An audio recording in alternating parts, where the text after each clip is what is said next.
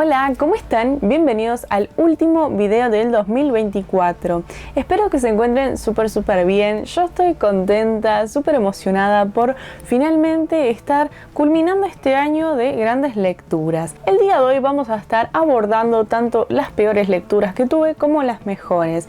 En algún momento pensé hacerlo por separado, pero honestamente pasaron dos cosas. Primero, que no me dieron los tiempos para sentarme a filmar antes, y por otro lado siento que también está bueno poner todo junto, ¿no? Que converja tanto lo malo con lo bueno, ¿no? Lo positivo y lo no tan positivo. Porque la verdad es que siento que aunque algunos libros no me hayan parecido tan positivos, algo me dejaron de alguna forma u otra. Algunos quizá no tanto, pero algunos sí. Así que me interesa mucho la idea de que ambos estén en este videíto. Al momento en el que yo grabo este videíto, llegué a leer 65 libros en total, y esto lo menciono porque, bueno, a principio de año yo siempre comento cuál es mi reto de Goodreads, cuántos libros quiero leer en el año, aunque eso es algo estimativo. Nunca me esfuerzo ni me obligo a leer absolutamente nada que no quiera. Así que, bueno, siempre es la misma aclaración. Se trata de algo lúdico y que uno hace más que nada para, bueno, motivarse e ir recolectando sus lecturas. Este debate surgió hace muy poco en Twitter sobre gente amargada de la vida que se quejaba de quienes compartimos nuestras lecturas en redes, y bueno, yo es algo que acostumbro a hacerlo desde que soy muy chiquita. Quizá en su momento no tenía Goodreads, pero siempre me anotaba en cuadernitos y cosas así todo lo que iba leyendo, y para mí que alguien me comparta lo mejor y lo peor que leyó es algo que me motiva y me inspira. Saco recomendaciones incluso de gente que dice que no le gustó X libro por tal motivo, porque creo que no todos tenemos los mismos gustos, y es por eso también que, por supuesto, siempre hago el mismo disclaimer: que a mí un libro no me haya gustado no significa que a ustedes no les vaya a gustar. No quiero darles la lata con toda esta charla, pero sí quería hacer como esa mención, porque muchas veces pasa que la gente se siente un poco rara con el tema de los números, y bueno, estar contando cada cosa que uno lee. Pueden hacerlo como pueden no hacerlo, y eso va a estar bien. Lo importante es siempre disfrutar lo que uno lee, y por supuesto no hace falta leerse 1000 libros para ser mejor lector. De hecho, no creo que exista tal cosa como un mejor lector, sino, bueno, la cuestión es disfrutar de lo que se lee, y no importa si es un libro al año o 60.000, ustedes tienen que enfocarse en disfrutar de lo que están leyendo. Así que es tan sencillo como eso. Y bueno, para seguir un poco con el picante de esta charla, me interesaría muchísimo empezar con los peores libros que leí en el año. Y vuelvo a hacer este paréntesis: no se dejen intimidar o no se dejen llevar porque un libro no me haya gustado. Yo siempre los invito a que ustedes lean de todas maneras estos libros, porque puede que a mí no me hayan gustado, pero puede que a ustedes sí. Y también, por supuesto, son todos gustos personales, es una cuestión subjetiva. Así que, bueno, si alguno de estos libros que aparece en mis peores lecturas a ustedes sí les gustaron, me parece genial, y bueno, espero que de todas formas disfruten este apartado. Y antes de arrancar, por supuesto, si no quieren ver este apartado de peores lecturas, pueden pasar al tiempo que indica la pantalla para que vayan directo a los mejores libros del año. Y ahora sí, vamos a comenzar con mis peores lecturas. Bueno, este año tuve 8 lecturas malas, entonces a mí me parece un número bastante alto, porque yo no suelo ser muy hater con los libros. De hecho, como que no soy muy exigente, es decir, trato de siempre ser objetiva, trato de sacarles siempre jugo, de sacarles el provecho a todo aquello que leo, pero hay libros que simplemente no son para vos. Hay libros que, bueno, no están destinados a cierto público, y en este caso estos libros son los que no se ajustan a mis intereses. El primero, en el puesto número 8, es Cómo matar a un monstruo, de R.L. Stine. Este es un libro de corte infanto-juvenil que lo leímos con el club de lectura. De hecho, estamos tratando de leer todos los meses una lectura principal y una lectura cortita, y por lo general lo que es la lectura cortita es un libro de R.L. Stine, más que nada para acompañarnos, sobre todo lecturas un poco más pesadas. Este título en especial a mí me pareció que es de los peores de R.L. Stine, y la verdad que lo lamento mucho, porque tiene un setting más bien tirando al pantano y algo así que a mí me gusta muchísimo, y nos habla sobre dos hermanos, los cuales, bueno, son llevados a la casa de sus abuelos por sus padres, ¿no? Que los llevan a este lugar que queda en medio de un pantano y bueno, los abuelos están bárbaros, no tienen ningún problema, están re acostumbrados a ese lugar que bueno, a los chicos no les parece tan copado, de hecho están un poco aislados de la sociedad, no tienen internet, no tienen, bueno, ni un teléfono fijo, por supuesto, considerando la época, no tienen un televisor, no tienen nada que a ellos, a estos chicos, les pueda llegar a atraer, entonces ya les parece una idea bastante mala quedarse ahí. Sin embargo, los padres deciden dejarlos y ya está, no tienen forma ni de comunicarse en caso de emergencia. Entonces, a mi parecer, en este libro tenemos a creo que los peores padres en un libro de R.L. Stine. A mí esto me da mucha gracia porque realmente una de las cosas más criticables es el comportamiento de los adultos en este libro, tanto de los padres de estos chicos como los abuelos que de un momento al otro los dejan ahí abandonados con los monstruos. No quiero ser muy específica por si en algún momento ustedes desean leer este libro, pero por supuesto que estos abuelos van a tener un secretito medio oscuro en esa casa y bueno, de alguna forma como que van a empujar a estos pibes a que lidien con eso sin importar cómo. Entonces es un libro que tiene algunas cosas que vos decís, dale, ¿cómo vos vas a dejar que pase esto? Este es un libro entonces que si vos lo lees con humor quizá te cambia un poco la visión sobre eso.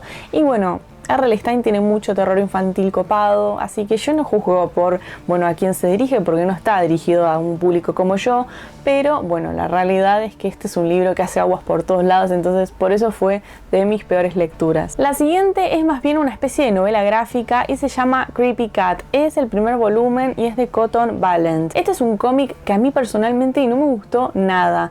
Mi problema principal con este cómic es que no es una historia lineal, no es una historia que vos podés seguir de a poquito, sino que es una recopilación de datos, cuestiones muy al azar. Esta historia inicia con una chica, la cual es una chica medio gótica, que se muda a un castillo que, si no me acuerdo mal, ella hereda, y acá se encuentra con un gato que es un gato bastante maquiavélico, con, bueno, dones sobrenaturales, ¿no? Y en este lugar es como que ella lo va a ir conociendo y, bueno, va a ser muy gracioso porque lo va a estar persiguiendo de acá para allá, se va a encariñar mucho con el gato, pero va a estar bastante asustada al mismo tiempo. Entonces a mí la idea me gusta mucho, quizá hoy viéndolo me resulta un poquito más hasta cariñoso porque, bueno, si me siguen en redes quizás ya lo sepan, pero con Martín adoptamos un gatito al cual lo llamamos Churro y bueno, la idea como que me resuena muchísimo, pero lamentablemente no pude como conectar con este cómic. A mí me gusta mucho leer novelas gráficas, pero esta en particular me pareció que está muy desordenada, el estilo de ilustración me gustó muchísimo, más no conecté con la historia porque realmente es muy difícil no conectar con la historia de una chica gótica que ama a su gato. Bueno, por lo menos para mí es como que yo esperaba algo realmente tierno y a la vez como con cierta cosita spooky, pero no lo conseguí en este cómic y la verdad que me pareció un poquito flojo, bastante flojo a decir verdad, al punto que no me dieron ganas de continuar con estos tomos. Sé que tiene un par más, pero bueno, lamentablemente fue para mí bastante aburrido. Es como leer una especie de diario donde van contando datos al azar sobre gente que no conoces, ¿no? Obviamente como que la idea de que sea un gato medio embrujado está buena, pero no sé, es como que no me copó y tampoco el humor que maneja el cómic, así que nada, no me copó. El siguiente estuve dudando bastante si agregarlo a este video o no, pero quiero hacer como un paréntesis sobre por qué está acá, porque cuando yo diga sobre qué trata y tal, seguramente me van a saltar en la yugular y no quiero que sea así porque tengo mis motivos. Se trata de El padre de la niña muerta de Tiago Ferro, que si no me equivoco es un autor brasilero que, bueno, nos está narrando sobre una situación tristísima en su vida en la cual nos cuenta que ha perdido a su hija. Por supuesto, le hace honor al título y bueno, esta es una historia real, de hecho es su historia, pero toma un formato bastante curioso. Por supuesto que lo primero que uno piensa cuando lee este tipo de historias es no puedo creer que alguien pueda tener esa valentía de poner en palabras lo que le pasa, ¿no? Porque no puedo imaginar una pérdida tan dolorosa como de alguien tan cercano a uno. Sobre todo, bueno, yo no soy madre específicamente de un humano, sí de Churro y sí de Poe, pero no puedo imaginar lo que debe ser perder a una hija, a un hijo. Supongo que una cosa así debe ser algo de lo más desgarrador. Entonces me parece que uno no puede más que empatizar y sentir admiración hacia una persona que escribe cosas como estas, ¿no? Pero al mismo tiempo creo que acá la crítica no va, por supuesto, a su experiencia, porque ¿quién soy yo para juzgar una cosa como esa, ¿no? Aparte de que sería súper cruel. Pero lo cierto es que el libro en sí, como ficción, o más bien no como ficción, sino como obra literaria en algún punto, no me pareció tan copada. Obviamente no se trata de que un libro sea copado, porque se trata de expresar la muerte de una hija, pero sí siento que acá hay muchas cosas que no funcionan, como por ejemplo el orden. Hay cosas con las que simplemente no conecté. Yo pensé que iba a ser un libro que se hiciera medianamente ligero, sobre todo porque, bueno, a mí me gusta mucho leer cómo la gente puede poner en palabras o canalizar su dolor, sus pérdidas, el luto a través de la ficción, o quizás no tanto de la ficción. Hay partes que están un poco ficcionadas, pero otras no tanto. Entonces capaz que tenemos momentos donde están así, listitas, o incluso chats de WhatsApp, y hay cosas que están muy desordenadas. Incluso el mismo autor como que reconoce que hay cosas que probablemente no tendrían que estar en un libro como este, pero por supuesto esta es su experiencia y esta es su vida y él puede hacer lo que se le antoje. Entonces mi opinión es más bien una opinión de una persona que, bueno, entró como con ganas de leer otro tipo de libro al respecto y no lo encontró. Entonces nada, no quiero por supuesto acá ponerme a juzgar absolutamente nada, no quiero que suene ni cruel ni nada por el estilo. Simplemente el libro en sí como obra no me gustó, pero repito, la verdad que lo lamento profundamente porque, no sé, debe ser una cosa espantosa, la verdad. Así que nada, muy a mi pesar, este libro es de mis peores lecturas del año. En el puesto número 5 tenemos Canina de Rachel Yoder. Disculpen si no pronuncio bien el apellido, pero este es un libro que, bueno, en inglés se llama Night Beach. Yo creo que esto lo menciono porque sé que va a salir una película que se titula igual, porque por supuesto está inspirada en este libro. Y honestamente este libro lo leímos con el club y a mí no me gustó para nada. Es un libro que tiene muchas cosas de la vegetariana o incluso Raw, esta película donde vemos una chica que empieza a comer carne cruda. Tiene mucha de esta cuestión, bueno, obviamente caníbal, canina.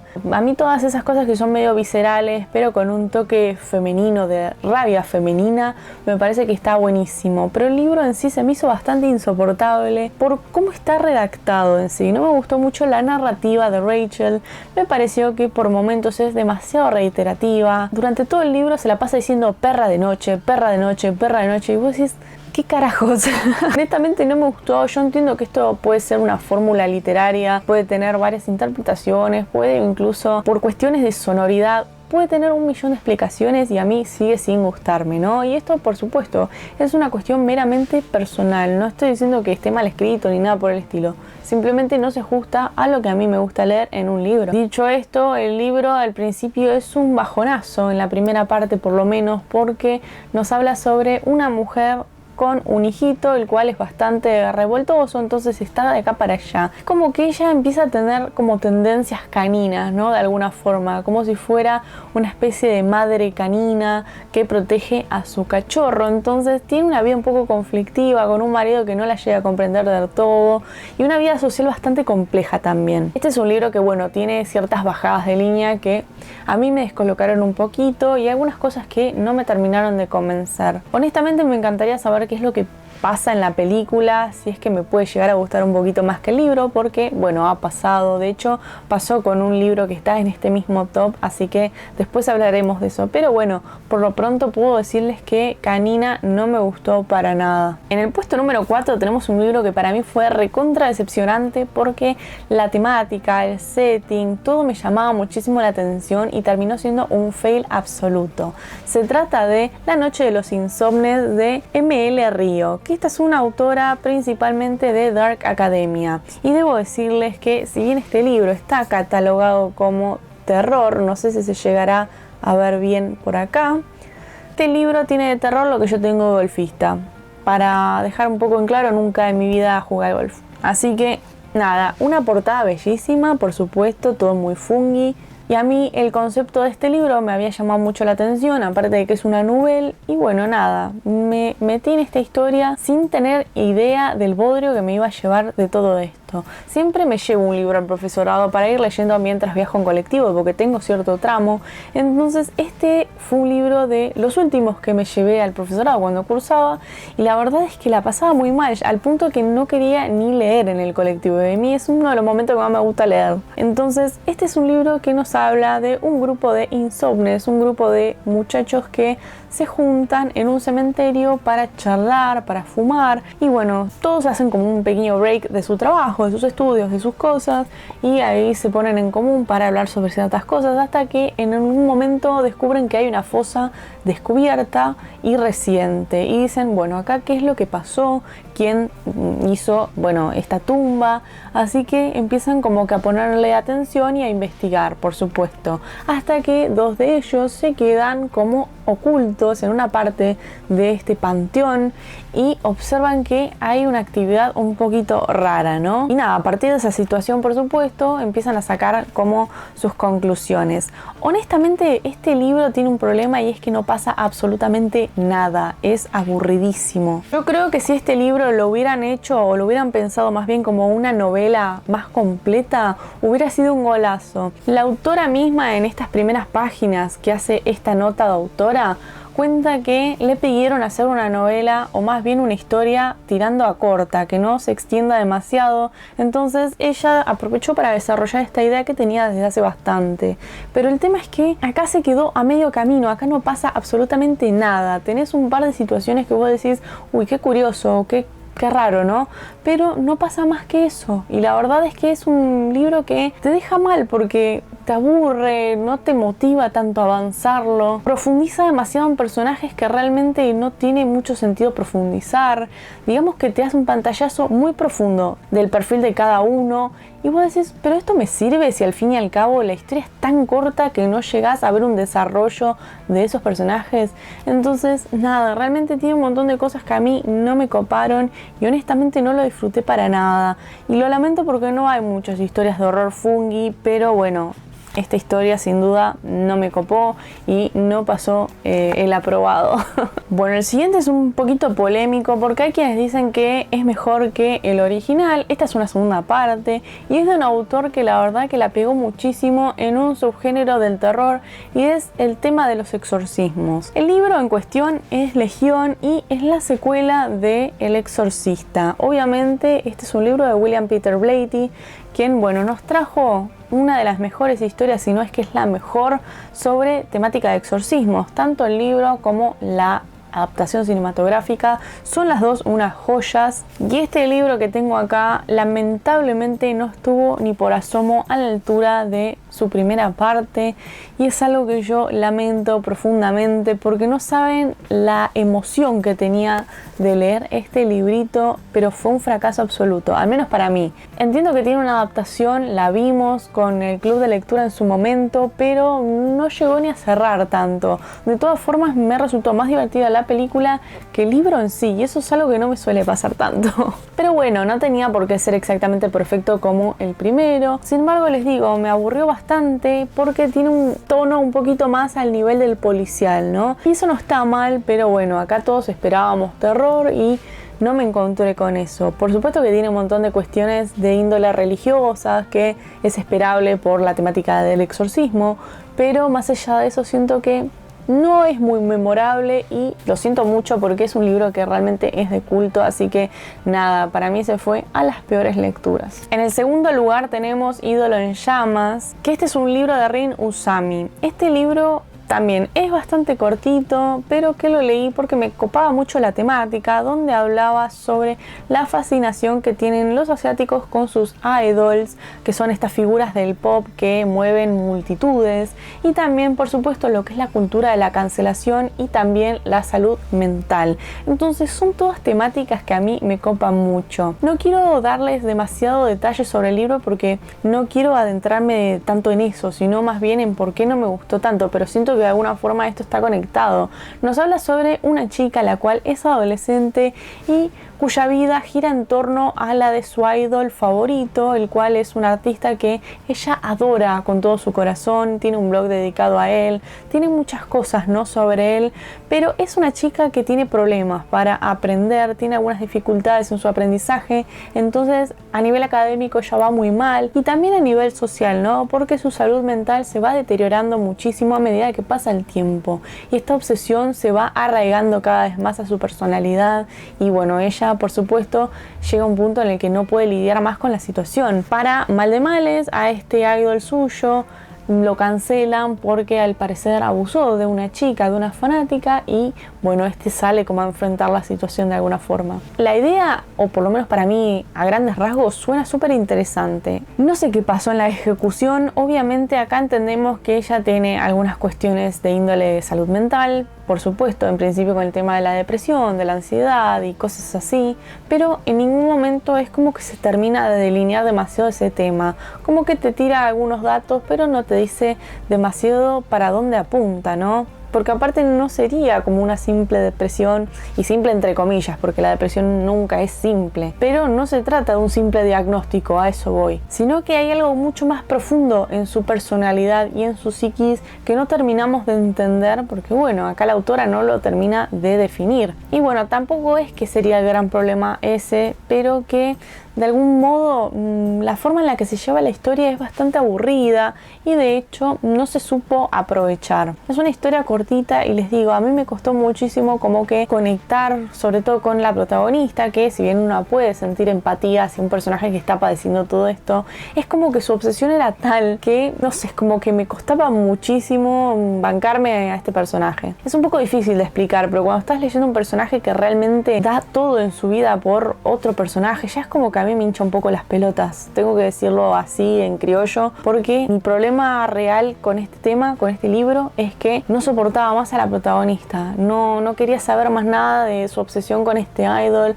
no quería saber más nada con justificar absolutamente todo. Bueno, ese es un tema que tuve yo con este personaje y más allá de eso el libro no me copó para nada, me pareció bastante aburrido y al tener esta extensión me parece que es un despropósito, honestamente, qué sé yo, que esté tan carente de contenido, de cosas, ¿no? Porque realmente no pasa nada más que las problemáticas que, bueno, la rodean, ¿no? Con su familia, que ve que ella está teniendo comportamientos raros, entonces, bueno, de alguna forma tratan de llevarla como para el lado de la salud mental. Así que nada, realmente un libro muy decepcionante y que yo esperaba que fuera más bien controvertido, picante, pero picante en el sentido de, uy, escandaloso, pero no, nada que ver. Y por supuesto que el puesto número 1 me lo tuve que llevar con la peor decepción que tuve, porque es la primera vez que yo leía a este autor y además porque, bueno, este libro está muy conectado con una de mis películas favoritas. Se trata de Funhouse o La Casa del Terror de Dean Koontz. Este libro, bueno, ya si hay gente acá del club, sobre todo Will, se va a acordar que yo me pegué cierta rabieta con este libro, porque realmente es una cosa que vos decís, no puedo creer que no le hayas podido hacer justicia a menuda historia. La cosa es así, Dean Koontz es un autor al que se le manda a hacer una novelización de un guión de una película que se iba a publicar dentro de muy poquito. Entonces el tipo agarra y dice, sí, yo voy a hacer una adaptación. Entonces un poco que deja que su imaginación se vaya para cualquier lado, hace su parte y bueno, agarra un poquito de lo que es el guión original y a partir de ahí se publica. El problema no es que se haya salido del guión original, porque bueno, la realidad es que para eso es una novelización, también tiene esa libertad de poder adaptar ciertas cosas, de poder agregar ciertas otras, ¿no? Pero la posta es que siento que no tiene mucho que ver más que el setting de esta casa del terror y honestamente siento que es un desperdicio total de una historia que es verdaderamente buenísima. A mí esta película homónima me obsesiona, me encanta, la he visto 1.000.000 de veces y nada, me gusta muchísimo, entonces realmente tenía unas expectativas altísimas, además de que nunca en mi vida había leído a Dean Koontz, así que imagínense que iba con cierta expectativa. Pero bueno, pasan un montón de cosas ahí, que como que ciertos dejos de cuestiones un poquito extrañas de la época, ¿no? Pero bueno, eso es algo que yo siempre digo, tampoco es justo juzgar con los ojos actuales un libro de tantos años, pero más allá de eso siento como que no tiene ni pies ni cabeza, pero por sobre todo el final de este libro que vos decís, ¿qué pasó? ¿Por qué hay ciertas revelaciones que se hacen de forma tan precipitada, sin dar siquiera indicios? No sé, es rarísimo, les juro que es un libro que es un desastre en todo sentido. Nos reíamos mucho con Martín porque a él sí le gustó mucho ese libro en su entonces, pero bueno, yo es como que siempre fui muy fanática de la película y me costó mucho como que hacer un punto y aparte con eso y leer el libro en sí, y quizá gran parte de mi experiencia negativa sea porque intenté proyectar la película en el libro y bueno, no sé si eso es correcto, pero es lo que yo hice lamentablemente. Así que esos fueron los libros que menos me gustaron en el año. A continuación vamos a pasar con los libros que más me gustaron en este año, y debo serlo sincera, tuve muchas lecturas copadas, muchas lecturas agradables, lecturas que me volaron la cabeza, así que hoy voy a recolectar 10 de esas lecturas que son las más destacadas. Comencemos. ¿Vieron que hace un ratito estábamos hablando de Night Beach o Perra Nocturna o Canina? Bueno, ahora vamos con Perra, pero Perra en su nota positiva, por lo menos a nivel artístico. Se trata de, por supuesto, Perra de Marie-Pierre Lafontaine, que esta es una autora canadiense que nos trae un libro de no ficción que es realmente tremendo. Este libro, bueno, yo siempre se los voy a presumir porque la verdad es que no lo puedo creer. Me lo dieron en la FED porque, bueno, asistí en calidad de agitadora de lectura y bueno, yo siempre se los cuento porque para mí es un orgullo. Esta es la ilustración de la autora. Y bueno, nos dieron algunos bolsitos con regalitos y demás. Entonces este particularmente vino firmado por esta autora, ¿no? Y bueno, como les mencionaba, este es un libro de no ficción, una especie de ensayo en el cual Mary nos va a estar contando sobre los abusos que sufrió por parte de su padre y también de su madre, pero mayormente de su padre, quien fue, bueno, el perpetuador de sus peores pesadillas, no tanto para ella como para su hermana. Esta fue una de las últimas lecturas que tuve en el año. La verdad que me costó muchísimo cerrar el año con esto porque es un libro que tiene un montón de cosas crueles, definitivamente crueles y nada, desgarradoras. Quiero mostrarles un poco cómo es el formato. Un poco les muestro una frase bastante impactante que tiene un texto así y por acá tiene el texto más en bloque. Pero bueno, tiene un par de cosas que son muy pero muy fuertes y que seguramente no podría mostrar acá, pero a mí me impactó muchísimo porque, como les digo, me parece que es un libro muy valiente y el cual requiere, por supuesto, una cantidad de ovarios tremendas para poder exteriorizar de esa forma, porque realmente se trata de algo que a ella le ha marcado de por vida. Entonces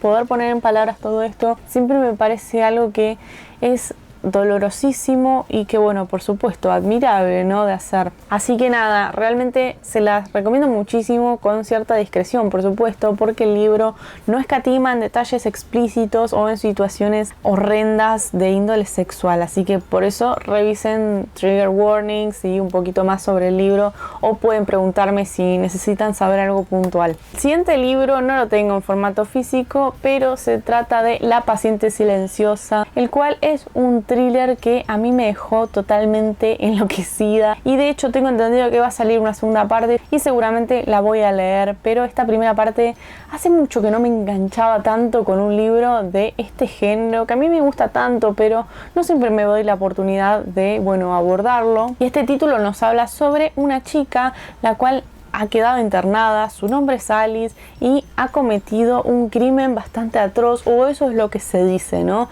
Ella es artista y de un día para el otro decide matar a su esposo y callar para siempre. Se sumerge en un silencio mortal y no quiere entrar en contacto con prácticamente nadie. Entonces, por supuesto, hay un psiquiatra que cree que va a sacarle cualquier tipo de palabra, que la va a hacer arrancar de nuevo y poder confesar o de última retractarse, que ella pueda expresar lo que pasó verdaderamente esa noche para que, bueno, diga exactamente qué es lo que pasó y resolver el misterio, ¿no? Así que esta es una historia que a mí me encantó y que no la podía soltar. Cada vez que la retomaba sentía la necesidad de avanzarla para saber qué es lo que estaba sucediendo, porque son muchas cosas. Realmente la historia tiene personajes muy pero muy interesantes, sobre todo el de Alice, esta protagonista que, bueno, está involucrada en todo este quilombo, así que nada, realmente una historia muy adictiva. El siguiente título que me gustó muchísimo es Junil en Tierra de Bárbaros,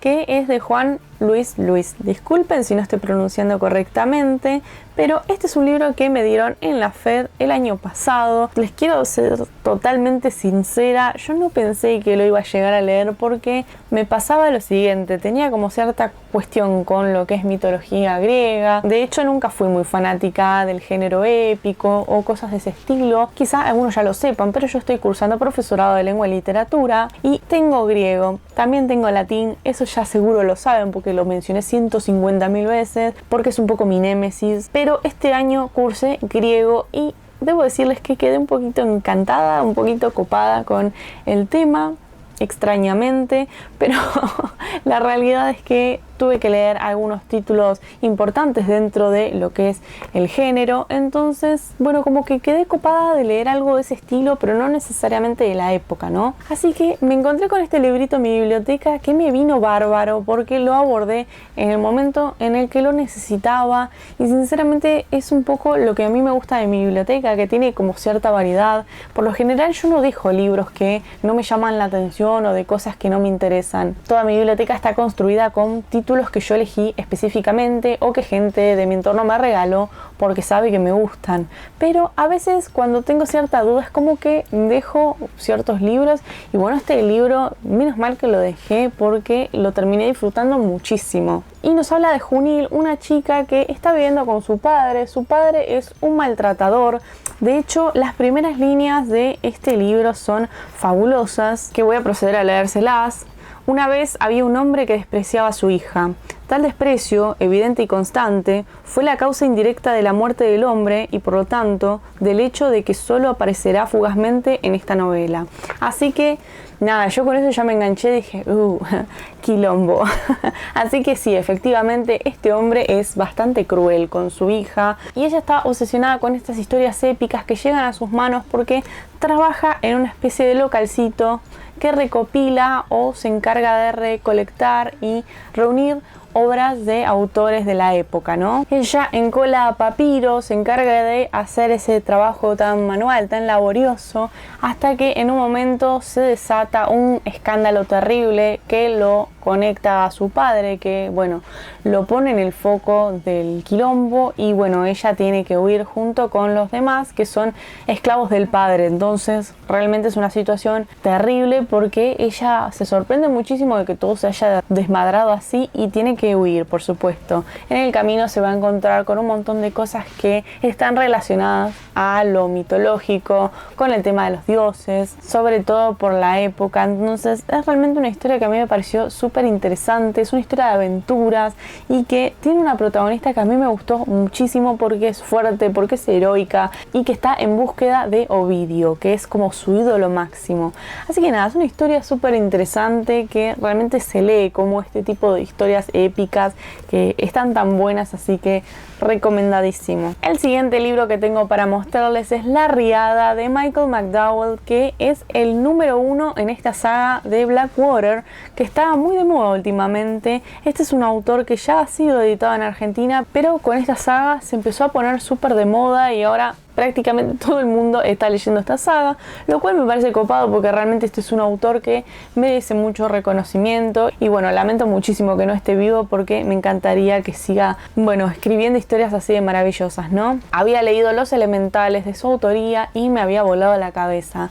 La Riada es, como les dije, el primero de esta saga que nos va a estar hablando de una mujer llamada Elinor que es encontrada en medio de una situación un poco complicada, ¿no? Porque un pueblito llamado Perdido se ha inundado por completo y están tratando de salvar a la gente que quedó en esa situación desesperante y bueno, nos habla de estos dos hombres que van a estar tratando de investigar por todos lados hasta que se encuentran con ella, Elinor. Elinor es una chica que tiene una apariencia curiosa porque en ese pueblo no hay nadie que tenga el cabello colorado como lo tiene ella.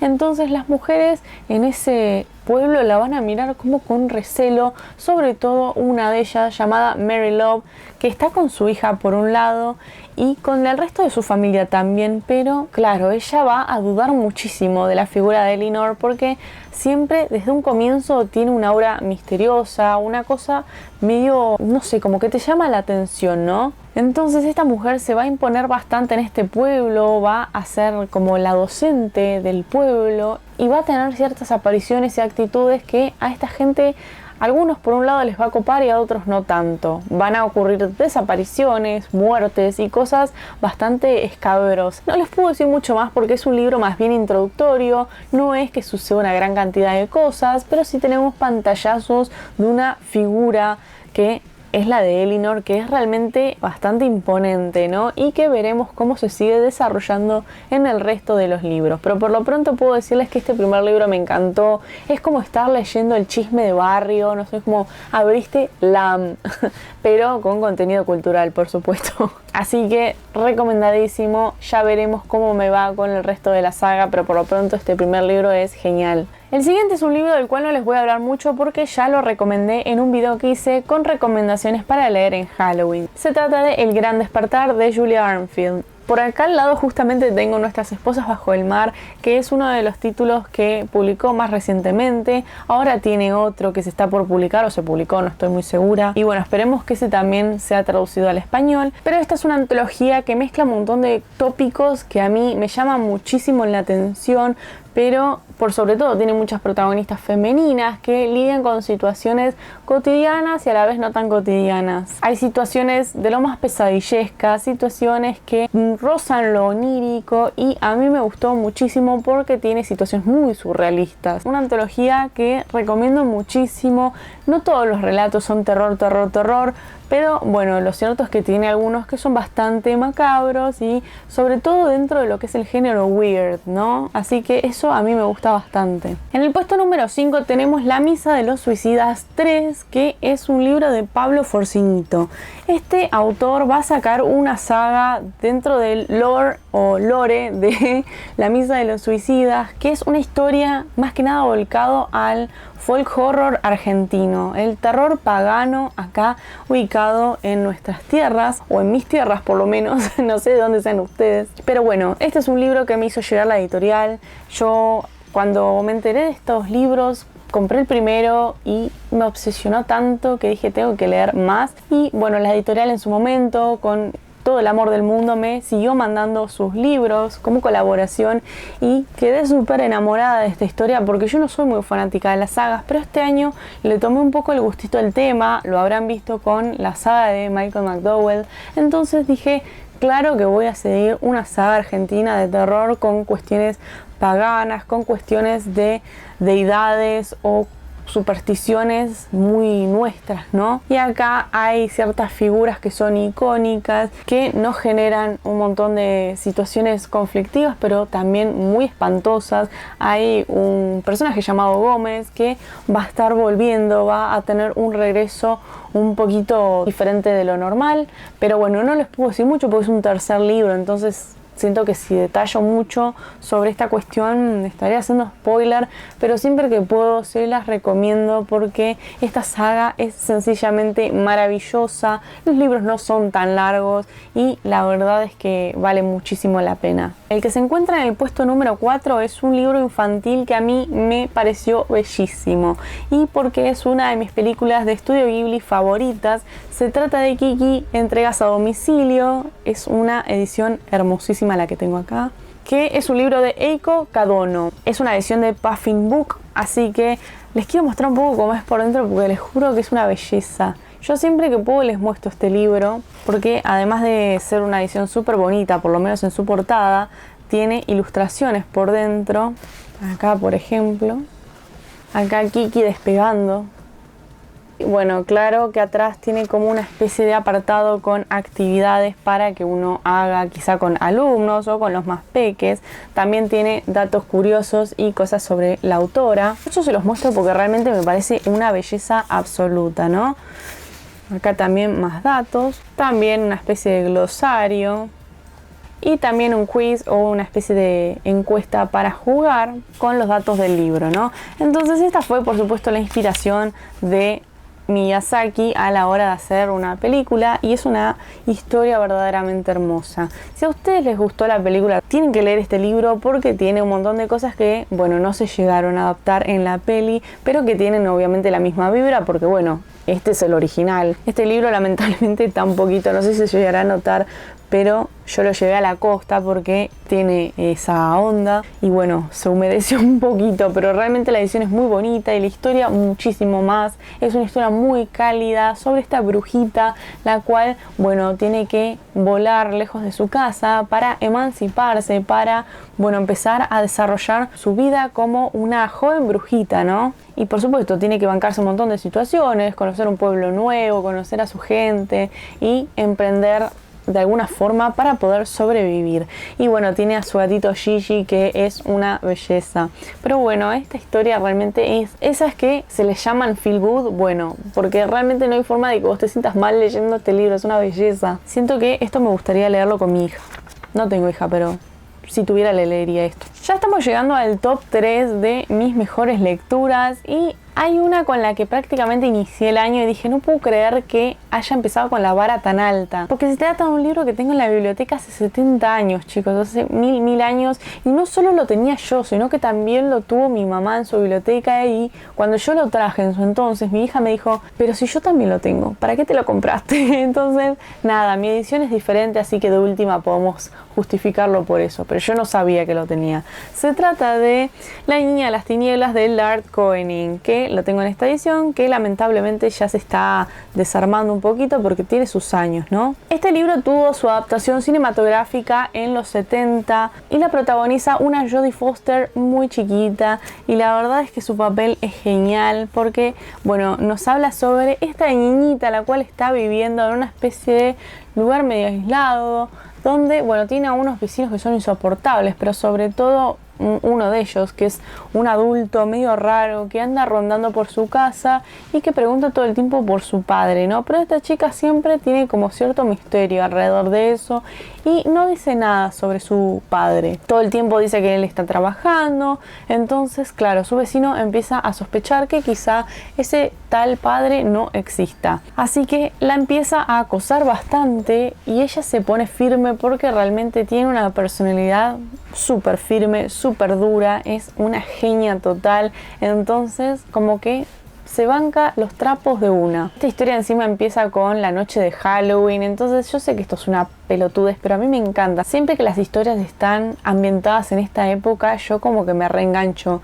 Pero esto igual pasa un día y después ya sigue, bueno, cualquier día del año. Entonces lo que más me gustó es el personaje principal, que realmente es tremenda, es genial, realmente un personaje muy complejo y con unos intereses bastante curiosos, ¿no? Ella conoce a un chico también que se enamora de ella de alguna forma y tienen una relación bastante bonita, pero bueno, van a tener que soportar a estos adultos que están rondando cerca todo el tiempo para acosarlos, ¿no? Para vigilarlos, observarlos, pero bueno, no puedo decirles demasiado al respecto, solo que el libro me sorprendió muchísimo y me pareció bastante más oscuro de lo que esperaba. En el segundo puesto tenemos un libro de un autor que a mí me está fascinando últimamente. Se trata de El ojo de Goliat de Diego Mucio, que por supuesto voy a aprovechar para mostrarles que en la FED me lo firmó y la verdad es que yo estoy super fangirl porque lo amo realmente. Creo que es un gran escritor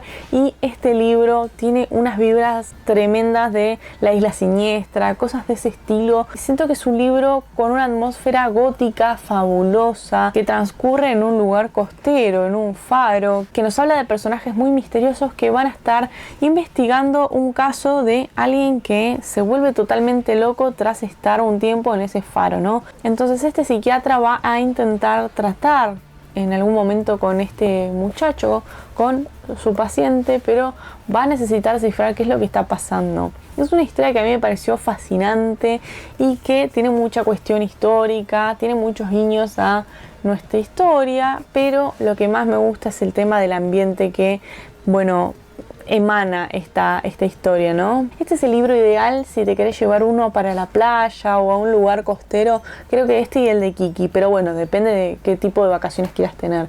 Vacaciones perturbadoras, vacaciones chill, Ghibli, el de Kiki. Recomiendo muchísimo que le den una oportunidad porque es un grandioso libro. El año pasado resultó que mi mejor lectura del año fue otro libro de Diego Mucio, que es Las esferas invisibles, que voy a aprovechar a mostrarlo porque justo lo tengo a mano, lo tengo por acá, y que bueno, también tengo firmado, aquí hincha pelota con las firmas.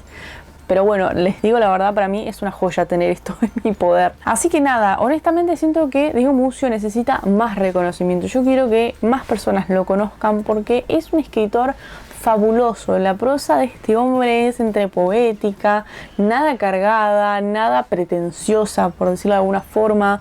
Entonces es un libro que conecta tanto en la narrativa con el estilo de historias que él hace, ¿no? Que siempre son medio de época. Por ejemplo, Las esferas invisibles nos habla sobre la época de la fiebre amarilla. Así que nada, los tópicos de este autor son simplemente fabulosos y fascinantes. Así que denle una oportunidad porque no los va a decepcionar. En el puesto número 1 tenemos un libro que se lo regalé a Martín hace muy poquito para su cumpleaños. Antes de venir para acá le dije, haceme acordar que agarre este libro porque no me lo voy a acordar y lo necesito para el video, y obviamente me olvidé. Martín no me hizo acordar, por supuesto, cuando se lo pedí prestado me dijo y de vuelta. La verdad es que este es un libro que a mí me obsesionó, pero cuando les digo que me obsesionó por completo. Además, nada, es de una editorial que publica cosas muy copadas. Se trata de El pescador de John Langan y la editorial es Biblioteca de Carfax, que es una editorial española que tiene unos títulos que son uno mejor que el otro. Este es un libro que yo le compré a través de una página que aprovecho para hacerles chivo porque les juro que las chicas son un amor, son, no les puedo explicar lo amables, y ustedes saben que yo como que no soy de meter mucho chivo, más que mi Patreon y cafecito, por supuesto, pero ellas son un amor realmente. Se encargan de hacerte todos los paquetes, te escriben cartitas a mano y siempre con la mejor onda, te hablan de lo que publican, porque claramente los libros que ellas traen son como muy selectos, traen lo que leen. Entonces nada, me parece muy curioso eso, porque son libros muy de nicho, diríamos, ¿no? Son libros medio de culto o libros de autores emergentes, cosas así, de editoriales que quizá no están acá, por ejemplo editoriales españoles y cosas así. Entonces me parece que es una oportunidad copadísima para también ampliar un poco el catálogo y conocer tanto una editorial nueva como autores nuevos, ¿no? Y les digo, estoy medio obsesionada con ellas porque como les digo, además de ser amables, tienen un catálogo buenísimo. De ahí me traje Baxter y bueno, ahí también le compré a Martín este último que es El pescador. Así que nada, les voy a dejar acá abajo el link para que chusmeen la página de estas chicas porque realmente tienen un catálogo de terror buenísimo y a un precio re accesible. Así que nada, fin de la tanda comercial. Realmente lo compré ahí y nada, se lo regalé con la esperanza de que lo lea pronto porque quedé totalmente fascinada con este título, porque nos habla sobre, bueno, dos viudos los cuales están conectados por la tragedia que es la pérdida de sus esposas y por la pasión por la pesca, ¿no? Porque ambos están como re obsesionados con el tema de la pesca, así que se juntan para, bueno, realizar esta actividad en ciertos espacios, van variando, se van contando cosas y en un momento uno de los dos se pone un poquito más raro y también uno de ellos empieza a tener como unos sueños curiosos. No quiero decirles demasiado, pero una cosa lleva a la otra, así que terminan en una especie de arroyo para pescar, pero no les puedo decir mucho más porque esta es una historia que tiene un montón de cuestiones mitológicas, de folclore, de nada, fantasmas, leyendas, no sé, hay un montón de cosas muy copadas en esta historia. Es un horror súper lovecraftiano y cósmico y a mí eso me encanta. Es una historia que juega un poco con una entidad fantasmal que, bueno, está muy vinculada al tema de lo marítimo, ¿no? No quiero decirles mucho más, pero es la figura de este pescador. Es quien obviamente le da el título a esta novela, ¿no? O sea, no hay mucho misterio con eso. Pero bueno, se sabe que ese pescador aparece por ahí y quién sabe qué cosas raras hace. Así que hay mucho tema de rituales, historias, leyendas y nada, cuestiones atravesadas por la pérdida y el luto, y a mí eso me parece súper fascinante. Así que es un libro que no voy a dejar de recomendar jamás porque me parece que está buenísimo, tiene momentos re escalofriantes y de mucha acción, así que no te suelta. Este es un libro que vos lo agarrás y te agarra de vuelta a vos y no te suelta. Súper, súper recomendado y por eso queda como el mejor libro que leí en este 2024. Ya estoy viendo por acá el tema de los tiempos y me imagino que este video va a durar como 8 horas, pero bueno, realmente no quería ni censurarme ni acortar lo que quería decir porque quería expresar en toda mi libertad las cosas que yo sentía por estos libros, tanto buenas como malas, ¿no? Así que espero que hayan disfrutado de este súper video porque es súper extenso.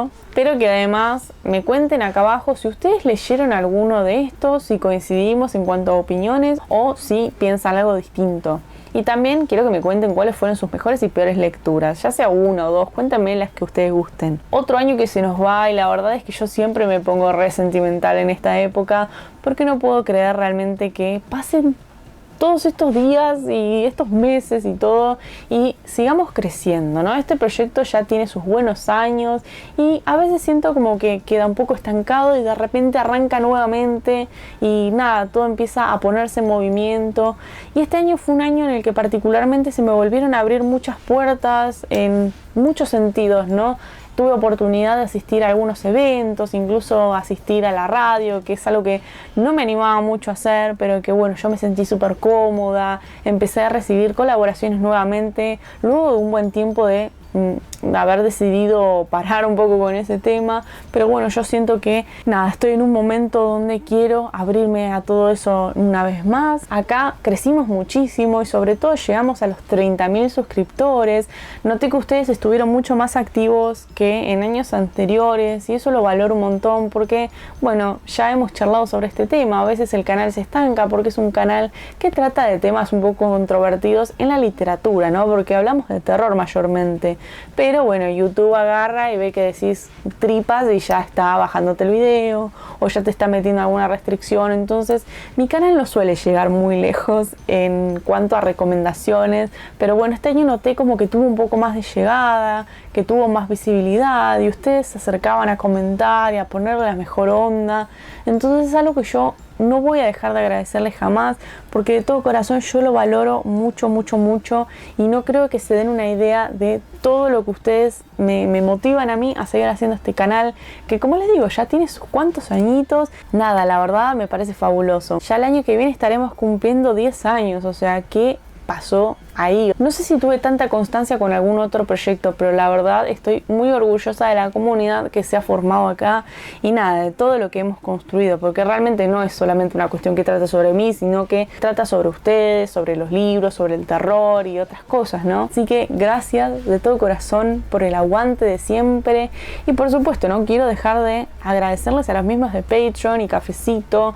Yo sé que este tema a veces es un poco pedregoso porque se trata de dos plataformas de suscripción paga, entonces muchas veces yo sé que hay gente que se molesta con esto, pero bueno, siempre trato como de balancear ambas cosas para que no falte nada en ninguna de las dos.